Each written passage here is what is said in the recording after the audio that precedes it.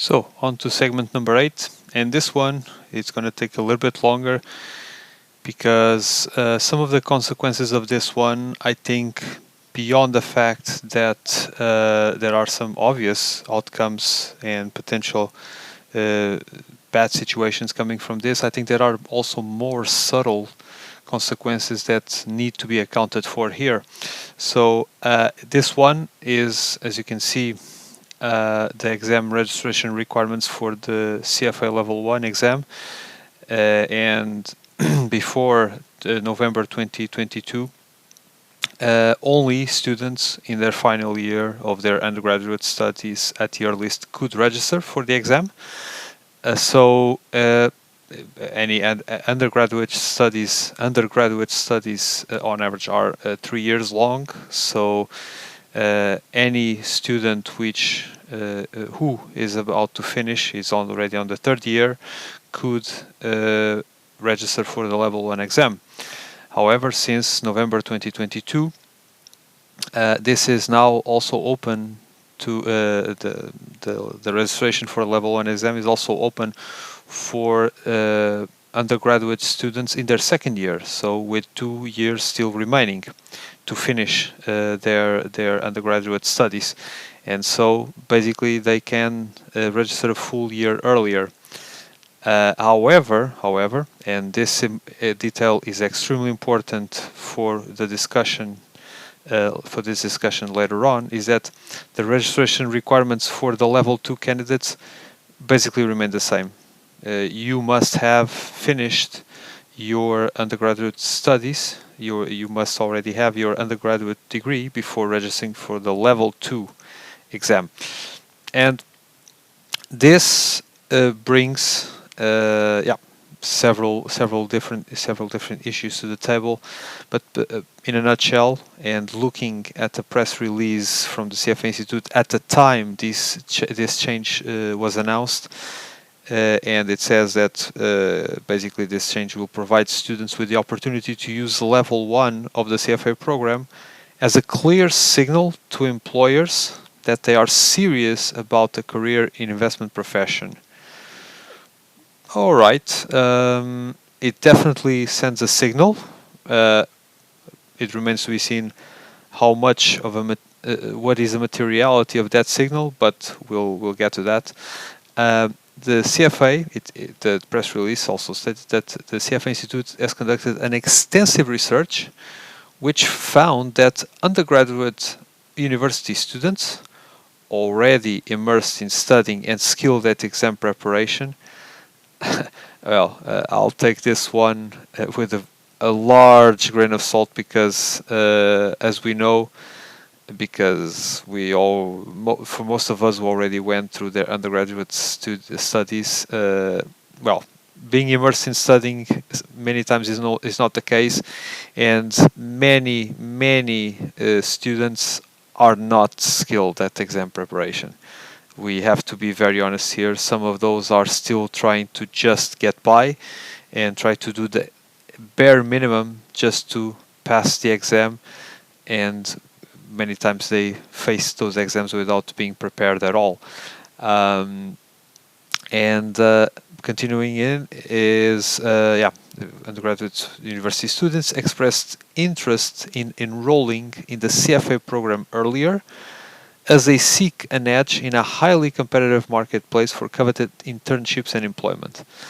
Well, I believe that students want to get an edge, of course, but there comes a flip side. If the registration is open earlier, they will have to compete on an equal footing with all the other candidates who are also registering for the Level I exam a year earlier. So their competitive advantage is offset because everyone else or all the other candidates are doing the same thing. I don't see in which way this change will give these students an edge in the competitive marketplace. But let's continue. The CFA Institute also states that these findings are bolstered by the recent independent benchmarking of the CFA program by Actis. The exercise formally deemed the CFA Charter as comparable to a master's degree standard in 12 markets, which account for over 80% of the CFA program candidate volumes. I don't think this makes any sense at all. Getting the CFA Charter and going through the preparation for these three exams, these three levels, is nowhere near the preparation that or the level of commitment you need to have to have a master's degree. It's way harder. You have to be much more dedicated. You have to study for more hours, and it usually comes at the time in your life in which you have to be especially disciplined, because you have much more responsibilities on you. Either you are already working full-time or you're working part-time, but whatever you are, you have other things to worry about. Many candidates already have families to manage and other responsibilities, and this is nowhere near the level of workload and commitment that is required by a master's degree. The CFA program is much harder and requires much more commitment and much more time devoted to be able to really master those concepts. But continuing, the CFA Institute notes that this change also reinforces our standard setting position.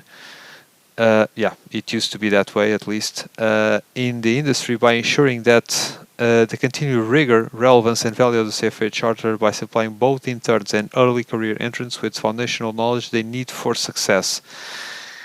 Well, the rigor, the relevance and the value of the CFA Charter, for me at this moment, is being under attack, clearly, and by supplying the foundational knowledge they need for success. Well, you are supposed to already have some grasp of this foundational knowledge in order to enter the CFA program in the first place, because otherwise you will struggle much more, and you're going to have to take to put into even more hours to be prepared for the exam. So I think that this foundational knowledge is acquired during their undergraduate studies and even during a master's degree, not during the CFA Charter. The CFA Charter has a lot of overlap in terms of knowledge with master's degree and undergraduate studies,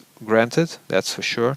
But as you progress to level 2 and level 3, everything goes so much deeper, and so I think this foundational knowledge is usually acquired when you go through your university studies, not when you go through the CFA Level 1. But let's continue. And so with all this in mind, for me, there are several problems and adverse outcomes associated with this move, and I'm going to be very honest and not sugarcoating anything here, because this is, I think, a serious move, and it can create a lot of disillusion and a lot of unmet expectations. And so the first one is that only a small minority of candidates are able to master the discipline and be committed to prepare for the exams, in this case the CFA Level 1 exam, while still devoting the time required for other priorities.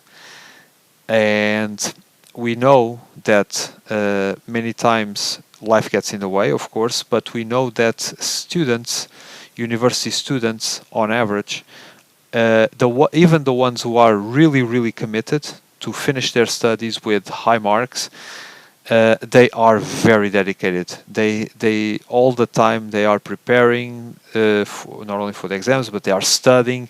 They try to stay on top of all their lectures and everything. So when you add to this schedule that they have the study for the CFA Level 1 exam, honestly, I don't see how most candidates can really juggle all these priorities.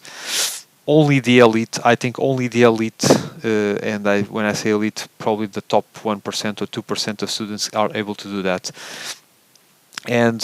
But nonetheless, this level of discipline that I'm referring to here is even rarer among 19 and 20-year-old candidates, which are the ones who are on average in their second year or even their last year of their undergraduate studies.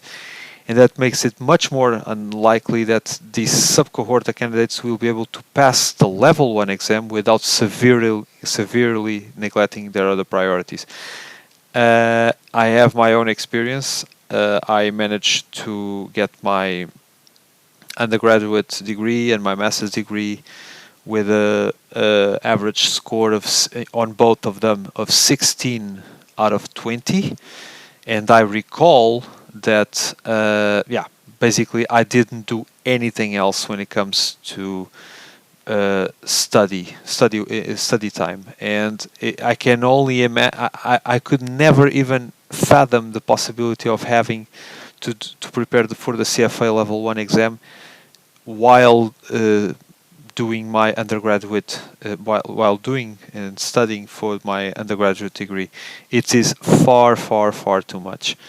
And even I did not have much of a social life because I was really preparing myself to stay on top of everything and try to do everything with the very high marks.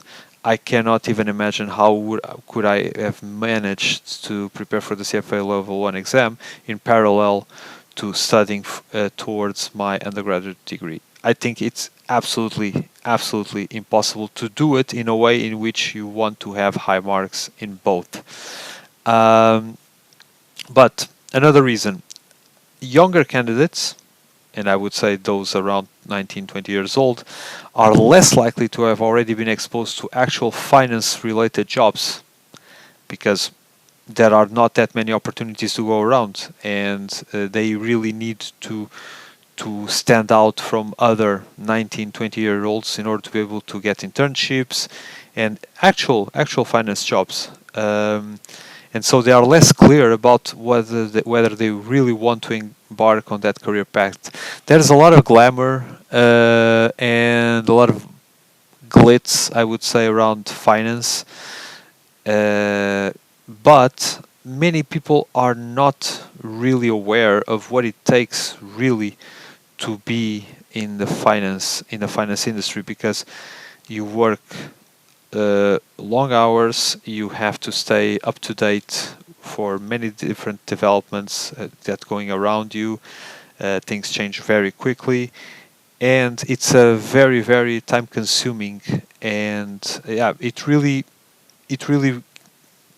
demands the best out of you. And so many people think, oh, I'm going to embark in a finance career, but when they get there they grow frustrated and they are not really into it, and they decide, all right, I regret this decision, I wish I would do something else.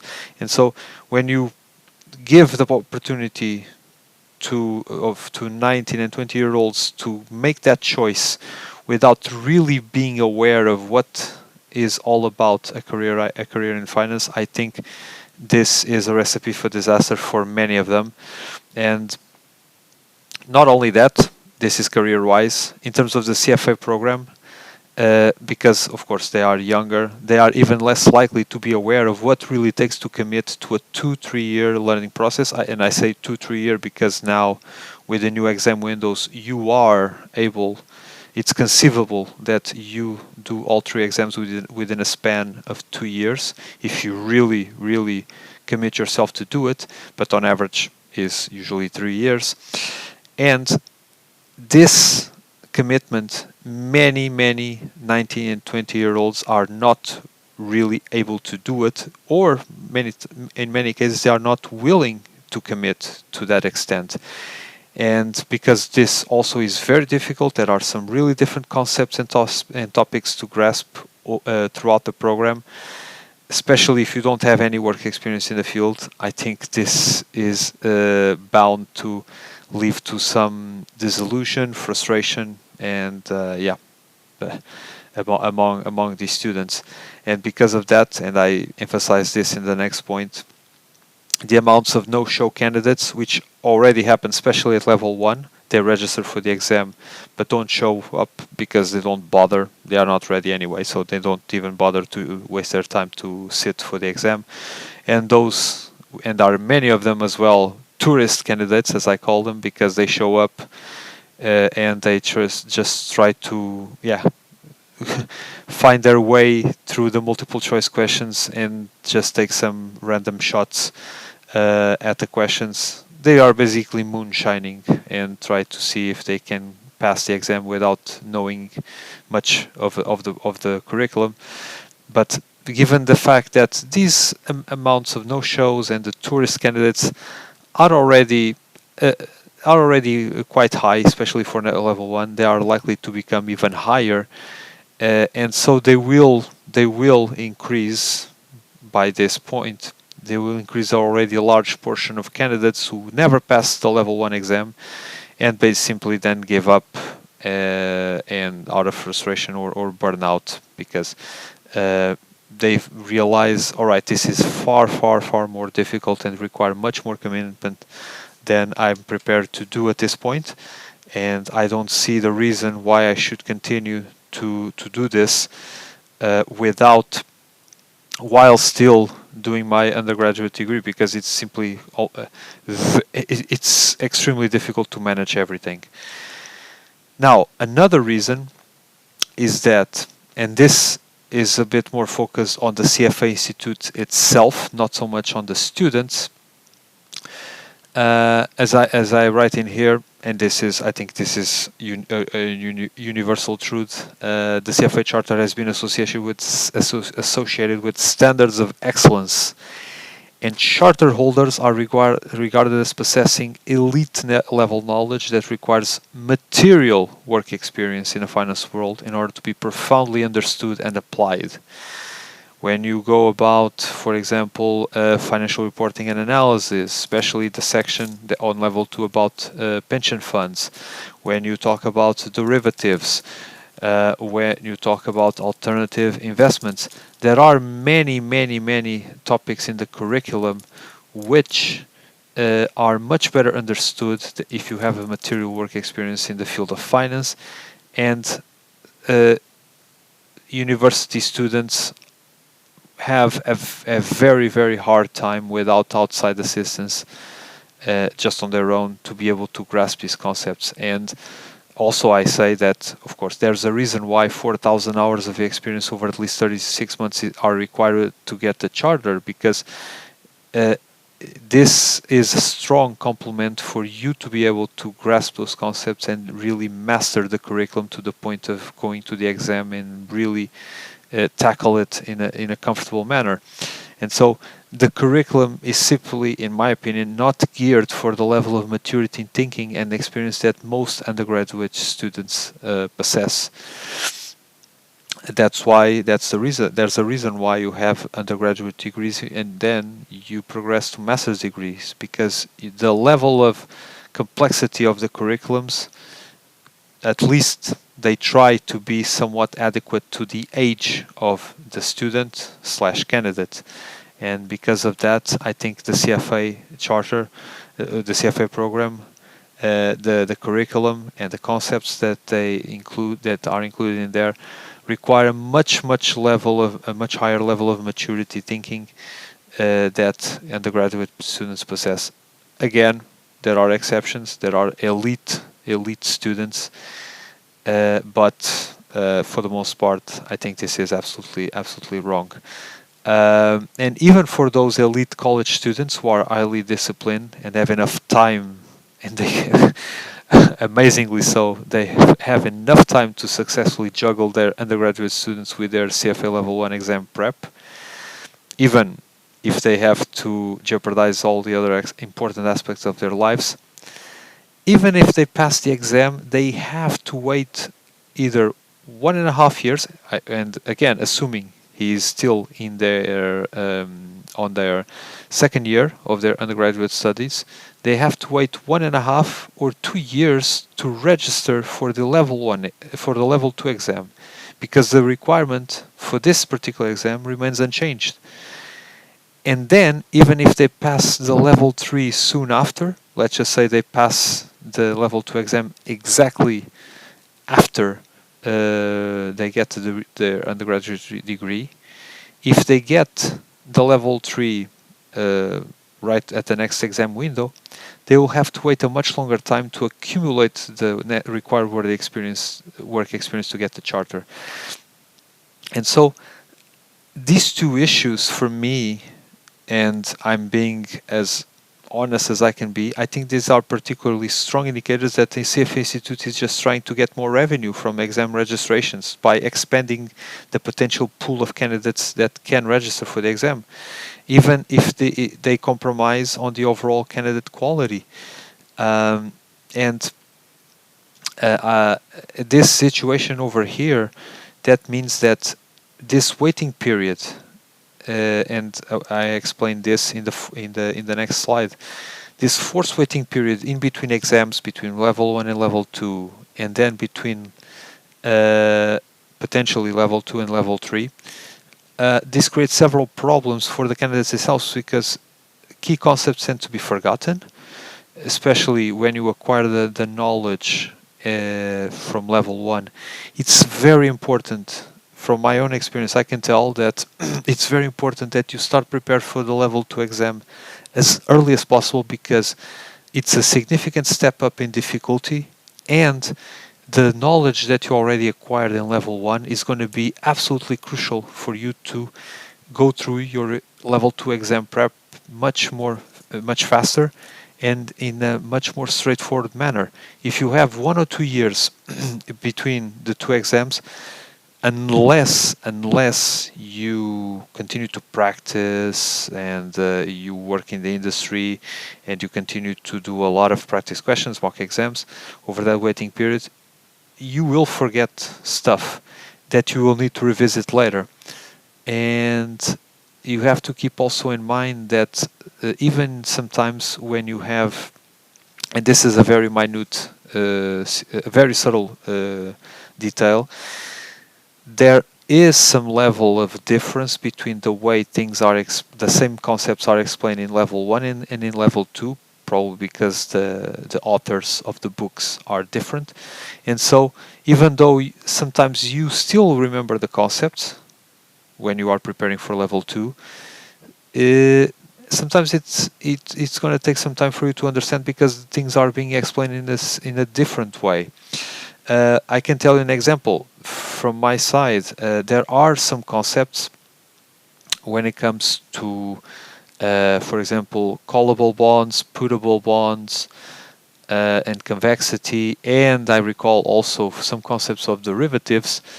When I was prepared for the level 2 exam, they were explained in a way that I was not used to, and so basically I had to revisit the level 1 books to prepare for the level 2 exam in this particular topics to make sure I was really understanding what was at stake, what were the concepts and the topics to be understood for level 2. And so this situation, when you compound the fact that you have a large gap between the preparation for the both exams, this is going to make things even more difficult. And not only that, in between 1 or 2 years, other life events may get in the way related to family, careers, life at our lives at 19 and 20 years old are very dynamic. Things change very fast, and so the level of commitment that we had at level 1 may not be the same that we have at level 2. And so it's much better that you get everything out of the way as soon as possible, within the shortest time period as possible, to make sure that your commitment does not waver and other things do not get in the way. And this one is also important because you relax after level 1. You may be able to relax after level 1, but then 1.5 years or 2 years after, you have to establish again your old study routine. And as we all probably know, when you come out of the university, you start working. If you try to get back to studying, to a study routine, it's much more difficult because the routine is simply gone and you're not used to it. So it requires relearning how to reposition yourself to and your schedule to allocate some time to studying again, and this makes things so much more difficult. And overall, and this is also important, it disrupts the natural compounding of knowledge, because every level of the CFA exam compounds on top of the previous knowledge. If you have a time gap of 1.5 years to 2 years, this compounding of knowledge is disrupted, and then future exams, level 2, level 3, become so much harder to tackle. And so, as a conclusion, by enacting this change, I think the CFA Institute, even if they has good intentions, and let's just say they are not trying to just collect more revenue out of the exam registrations, they may unintentionally set the graduate students up for increased knowledge erosion, because, of course, of this gap period between 1.5 and 2 years. The decreased preparedness as well, because while you are still studying for the undergraduate degree, you all of a sudden you have a whole host of concepts to learn, and you have to devote the time to prepare for the exam. And if you try to do both, you may end up not being prepared for neither to finish your undergraduate studies and your CFA Level I exam. And this massively increases the failure of risk either at a level 1 or at some point in the program.